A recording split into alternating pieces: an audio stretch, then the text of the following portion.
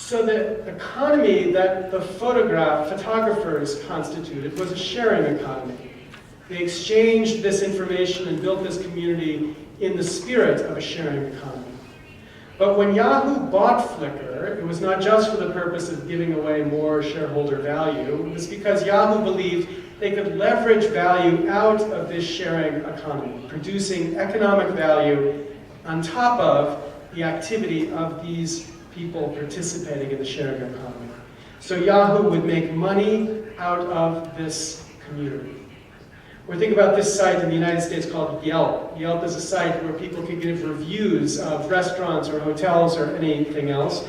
People spend an enormous amount of time devoted to giving information to other people inside this community for free, sharing their views with the ultimate objective, of course, of the owners of Yelp, to leverage that for money. Or think about this virtual world Second Life, which of course when it was launched was nothing more than this image of fields of green grass and oceans completely unpopulated. And people came to this site, indeed paid to come to this site, and build extraordinary cities or objects like planes or cars, or create characters to build a whole life inside this virtual world, spending enormous energy to create a valuable community here, valuable not just to them, but also valuable to the company that owns the site, Linden Lab. Now my suggestion is, once you see this pattern of a hybrid in these examples, you're going to see it everywhere. Go back to Amazon. Is Amazon really just a commercial economy? Or is much of Amazon's value produced because it architects itself to encourage users of the Amazon site to produce value in their community for other people who would use the site? Apple is deploying many of these sharing economies too. Even Microsoft is deploying a hybrid model in crucial spaces. So think about the Microsoft product support services, which is often supported by volunteers who, instead of going out and playing with their children on Saturday morning, instead sit at their computers helping other people run Microsoft products more easily, which translates into helping Microsoft make more money more cheaply. Now, when you ask people exactly how this happens, behind it there's a very sophisticated knowledge produced by this center at Microsoft, the Communities Technologies Group. A group that studies how communities form and how to keep them healthy, and focuses on making sure that the support community that Microsoft depends upon continues to be healthy, that people feel that they are committed and recognized as members of that community, so that they will continue to deliver back to Microsoft this extraordinarily valuable service. So it was no surprise when I saw Steve Ballmer at an event in Berlin a year and a half ago say, every successful internet business will be what I have called here a hybrid. Now my sense is this is something new. It's something I didn't see in 2004 when I wrote this relatively depressing book, Free Culture. But now that I've seen it, I've written this relatively happy book called Remix, which is talking about this emerging new remixed hybrid economy that has a promise of an enormously important potential to build both the read-write culture of our past and the read-only culture of the 20th century into a framework that is sustained by a commercial business model that makes it make sense. That is a happy picture for the future. But the problem with this happy picture is that the law does not fit this model right now.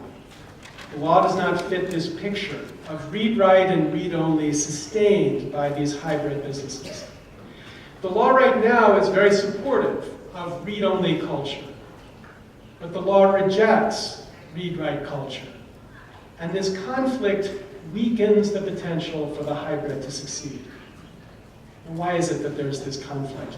The simple reason is a very simple technical fact about the way copyright law functions and the way digital technologies function. So, if copyright law gets triggered whenever something called a copy gets made, The thing we know about digital technologies is that every single time you use creative work in a digital environment, a copy gets made. So every single use in a digital environment, in theory, triggers copyright law.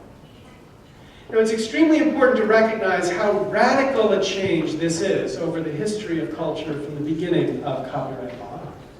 Think, for example, about in physical space, something as mundane as a book. If these are all the possible uses of a book, an important set of these uses are technically unregulated by the law.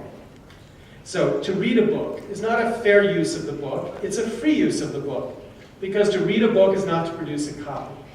To give someone a book is not a fair use of the book, it's a free use of the book, because to give someone a book is not to produce a copy.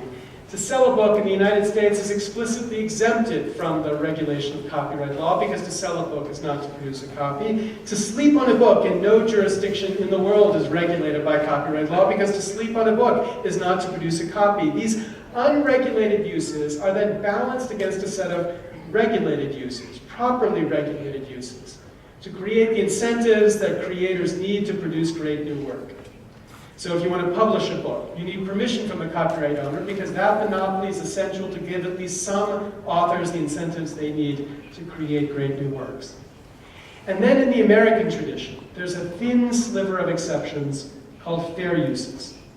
Uses which otherwise would have been regulated by the law, but which the law says ought to remain free to create the incentive for people to criticize or to build upon older copyrighted work.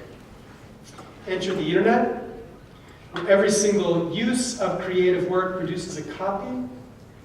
What that means is that this balanced picture between regulated and unregulated and fair uses radically changes, merely because the platform through which we get access to our culture has changed.